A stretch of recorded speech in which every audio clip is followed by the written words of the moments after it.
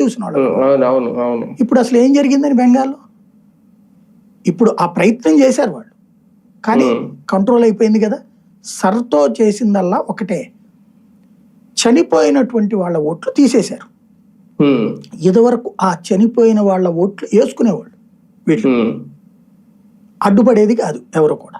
ఎందుకంటే అవతల ఏజెంట్లకు కూడా వణుకు పుట్టిస్తారు వీళ్ళు, ముందే వారిని చేస్తారు. అలాగే ఒక మనిషి ఇప్పుడు ఫర్ ఎగ్జాంపుల్ హైదరాబాద్ లో బంజారా హిల్స్ లో ఉన్నటువంటి మనిషి జూబ్లీ హిల్స్కి వెళ్ళాడు, లేదా జూబ్లీ హిల్స్ లో ఉన్నటువంటి మనిషి మియాపూర్ లో ఇల్లు మారాడు, మియాపూర్ తర్వాత అటు పక్కన ఏదో సికింద్రాబాద్కి పోయాడు. 5 ఏళ్లలో అద్దెకుండేటటువంటి వ్యక్తి 2-3 చోట్లకి మారతాడు సహజంగా. మారినప్పుడు కొత్త ఇంటి అడ్రస్ తో ఓటు వస్తుంది, పాత ఇంటి అడ్రస్ ఓటు పోవాలి, పోదు. ఎందుకు? మనం వెళ్ళి ఆ అధికారుల చుట్టూ తిరిగి తీపించుకోవాలి.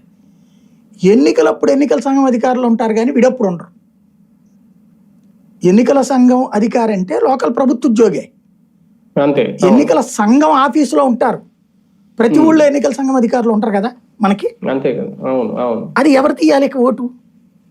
రెవెన్యూ వాడికి తీసే హక్కు లేదు, పోలీసులకి తీసే హక్కు లేదు, మున్సిపాలిటీకి తీసే హక్కు లేదు, ఓటు తీసే హక్కు. ఆ ఓటు అట్టాగే ఉండిపోద్ది. ఎలక్షన్స్ కు ఒక 6 నెలల ముందు నుంచి ఎన్నికల సంఘం మనుషులు వేస్తుంది, బిఎల్ఓ